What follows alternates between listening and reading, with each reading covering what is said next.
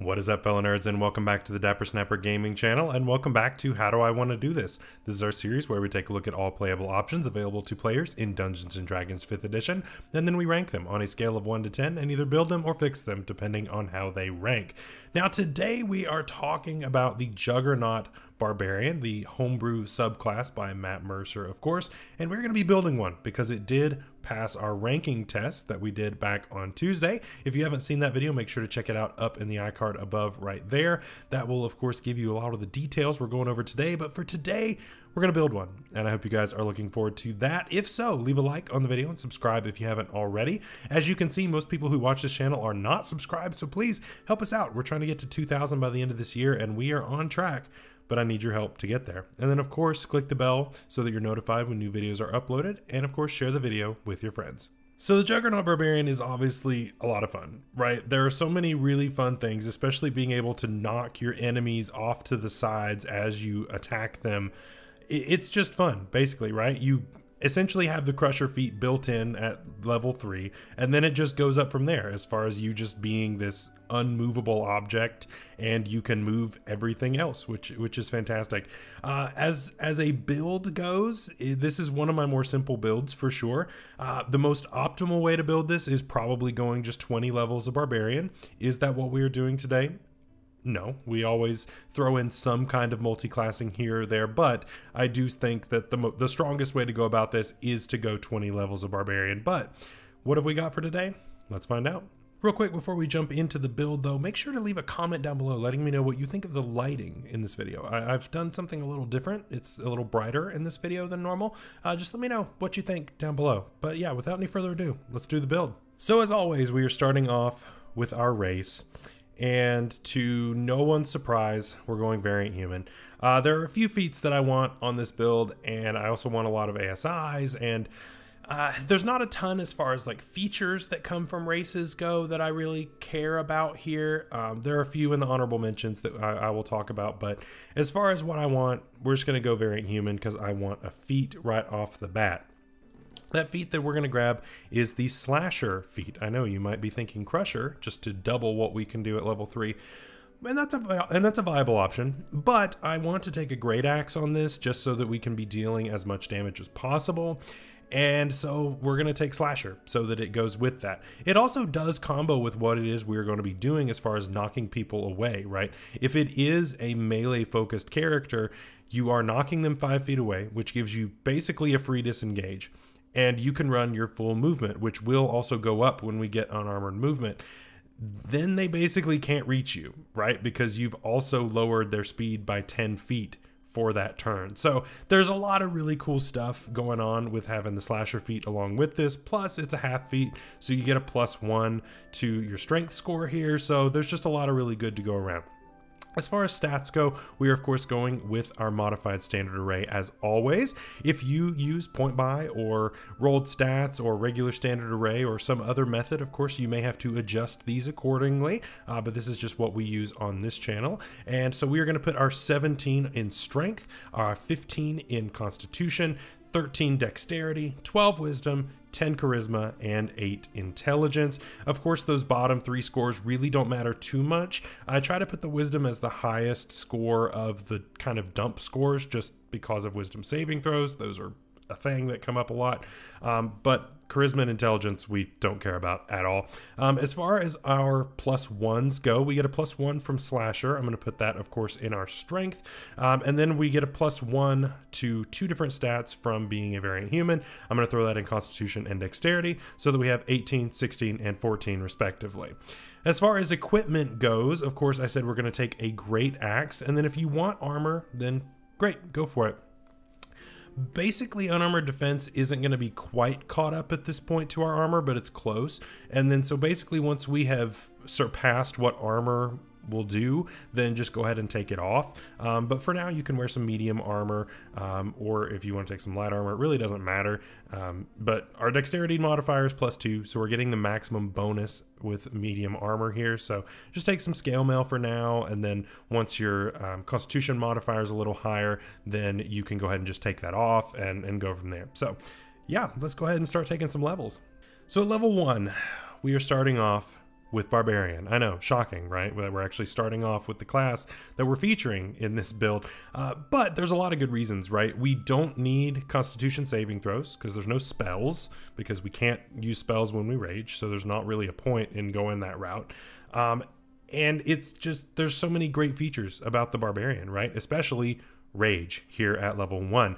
Rage is our main and one of our best features as a Barbarian, and it gives us resistance to bludgeoning, piercing, slashing damage, amongst other things. That's 90% of the damage you're going to be taking throughout the life of a campaign, and this just allows you to basically shrug that off. You also have an amazing hit die at a D12. You're the only class that has that, and so you've got a lot of HP, and you resist a lot of damage. That's an amazing thing, and it makes you really, really hard to kill. You also get unarmored defense, and like I said earlier, you're probably better off wearing armor for now, and then you can take that off later once you have a better Constitution modifier. But for now, we'll just go ahead and wear the armor and ignore this, but later we might want to use it. At Barbarian 2, we get Reckless Attack, which is another amazing feature that we get. We can attack with advantage for the rest of our turn. However, we then also take attacks at advantage. This is pretty much always worth it just because we have resistance to the damage. So if we take a hit, it's fine. And us getting hit with an attack is our less sustainable people, our squishier allies not taking a hit. And so that's fine. It basically taunts the enemy into going for us, and that can save your friends' lives, which is always an amazing thing. We also get Danger Sense, which gives us advantage on dex saves against things that we can see. This is spells, this is traps, this is anything that you can see that's a dex save.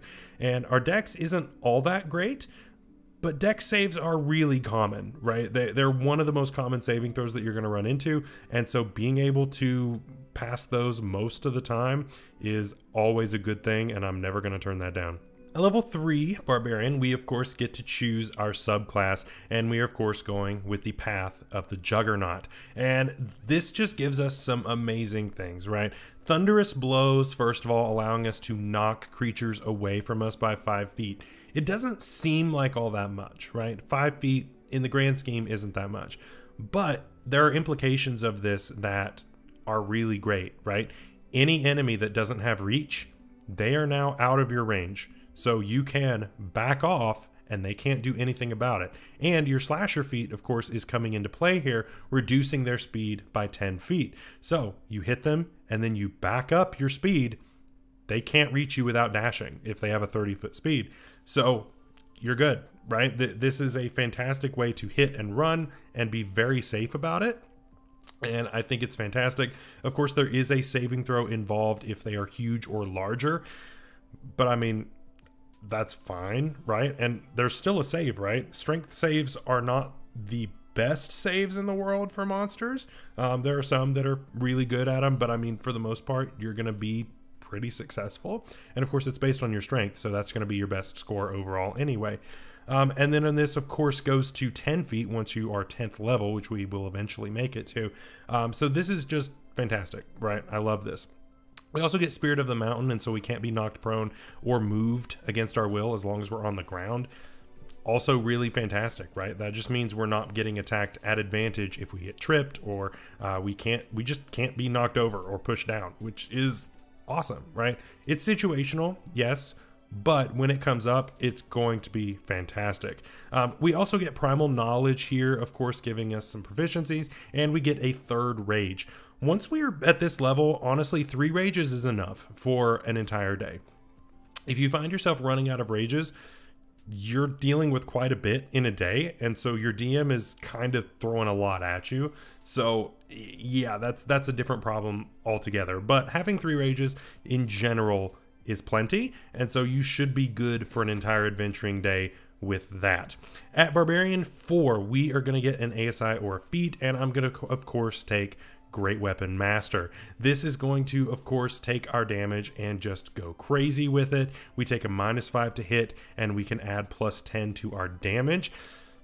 Who doesn't want that, right? We've got a really good bonus to hit. It's only going to get better as we level up, and I mean, who doesn't want just to deal extra damage all the time, right? Love it. At Barbarian 5, we get extra attack. Of course, we wanted to rush towards this because what's better than attacking once? Attacking twice, right? No downside to that. And we, of course, get fast movement as well, so we now can move faster. Again, no downside to that, especially since we are making it harder for people to catch up to us after we hit them with the slasher feat. So at level 6, this is the point where our character starts to consider needing some formal training, right? Your primal instincts have served you well thus far, but it might be good to learn the ways of an actual organized battle, an organized combat. So we're going to take some fighter levels here, to the surprise of absolutely no one. So at Fighter 1, we are going to get a fighting style here, and I'm going to go with a different one. I considered going with Great Weapon Fighting, but Great Weapon Fighting is just not that great, to be honest. You know, just being able to roll 1s and 2s is not the best. It's an average of like 1 or 2 extra damage per time you re-roll. That's not rich enough for me to really want to take it, to be honest. And so we ended up going with Superior Technique, and specifically I want to go with the Brace Technique. We're not going to be taking Polearm Master on this, and so this allows us to basically do that once per day, and that's fine, right? Whenever somebody comes running towards us, we can hit them with this, and that's great. I love having extra ways to make attacks. This allows us to make an extra attack as our reaction. I'm all about that. We also get Second Wind. This allows us to heal a little bit on a bonus action in a pinch. Of course, we've got a lot of HP, and our HP goes a lot farther than most other people with our rage. So why not, right? This is really good, even though it doesn't scale all that well. It's still nice to have.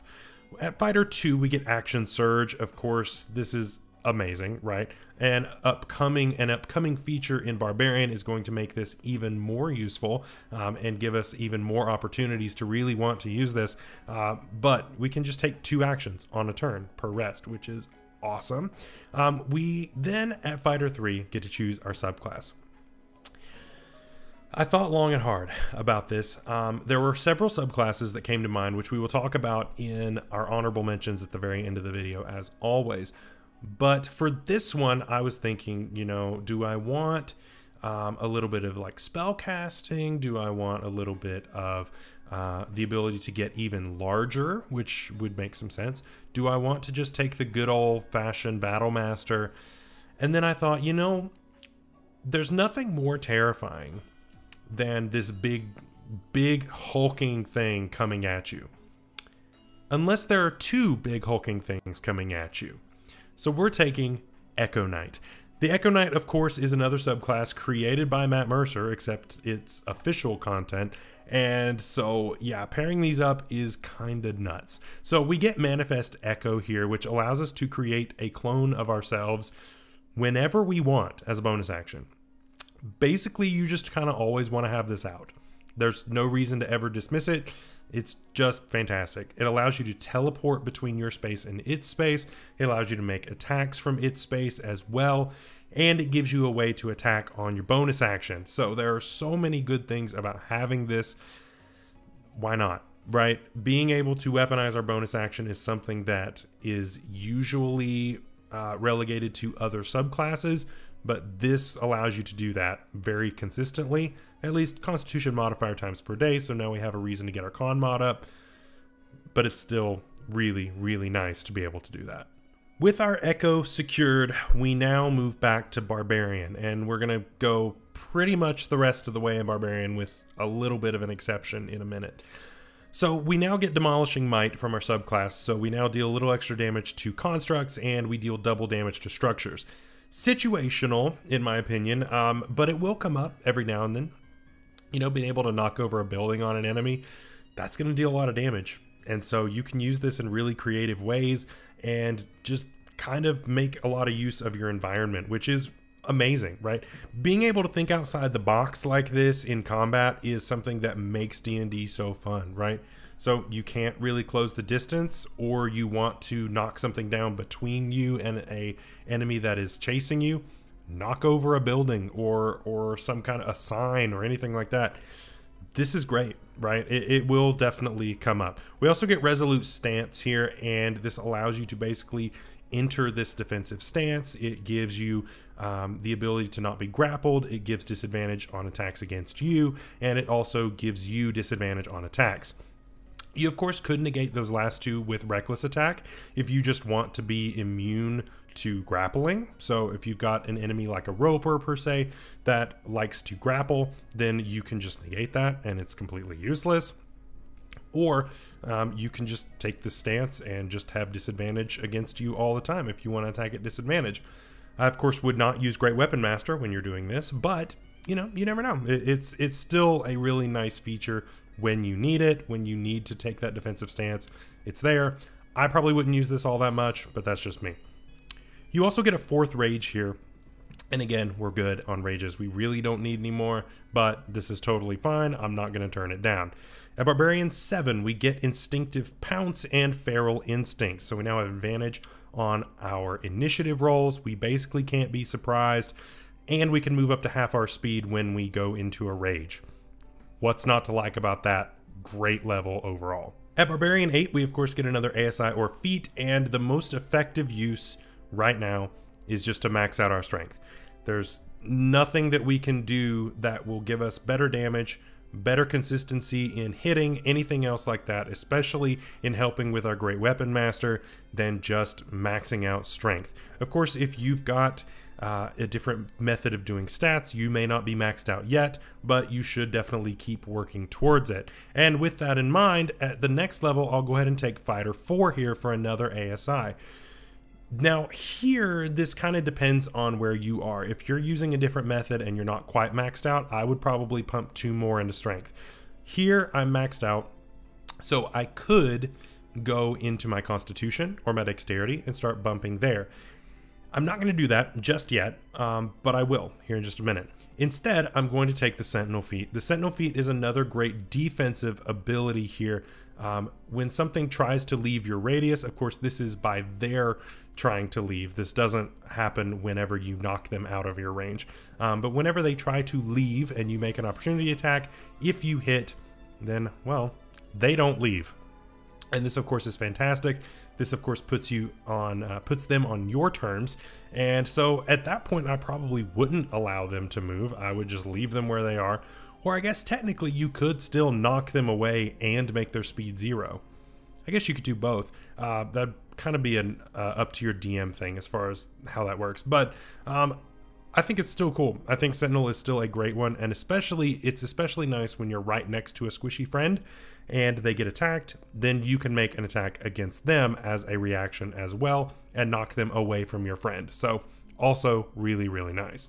At Barbarian 9, we get Brutal Critical, and so our critical hits are dealing an extra die of damage. Always fantastic, especially since we're using a D12, and our rage damage also goes up to a +3, which is always amazing. Barbarian 10, of course, gives us our Hurricane Strike, so we can now close that distance whenever we knock an enemy 10 feet away from us now, because that has also gone up. We also get Primal Knowledge, and Primal Knowledge gives us, of course, a couple more skill proficiencies, which is great. Barbarian 11, we get Relentless Rage, a welcome bonus to our rage, it being a lot easier for us to hang on to it. At Barbarian 12, we of course get an ASI or a feat, and I'm going to go ahead and bump Con here, right? Bumping Con is fantastic. It helps our armor class, helps our hit points overall. Nothing bad about that. And we also get a 5th rage at this point as well.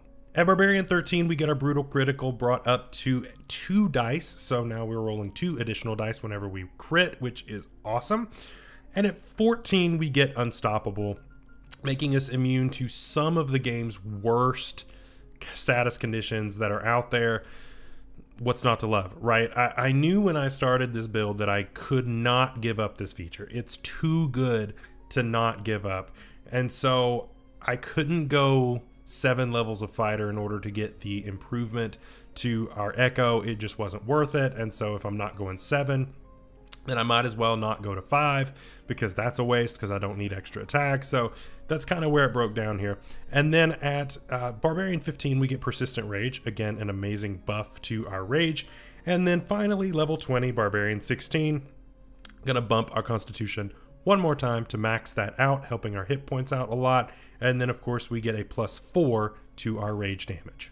So let me know what you think down below of this build. So let's go ahead and talk about honorable mentions. What almost was, but was not quite. For races, there were a couple that I was looking at here. Number one was the Minotaur. Of course, the Minotaur is of course a big and scary thing that just fits the Barbarian vibe, right? I think it's fantastic. It has a lot of really useful things, especially with the charging. And there are a couple other things that are really nice about this. What I was even closer to doing though was the new Orc from Monsters of the Multiverse, having its charge attack and also picking up relentless endurance. That just makes this thing even harder to kill, which barbarians are already hard to kill. That just makes it even stronger. So that's definitely a very viable option for this, and I can definitely see using that over Variant Human if you don't care about pushing that feat off until a little bit later. As far as feats go, of course, Crusher is nice. It gives you basically a doubled range at the beginning, and then it's just a +5, you know, overall to up to 15 feet if you use a bludgeoning weapon.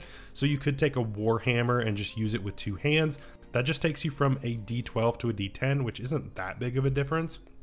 Honestly, it's worth it to me if that's what you want to do, so definitely consider it.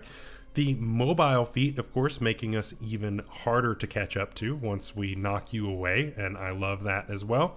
And then finally, the tough feat. Why not, right? We want to be up there, we want to be in that fight, and we just want to be rolling heads, and they can't kill us. And what better way to do that than with the tough feat? And finally, other classes that I considered.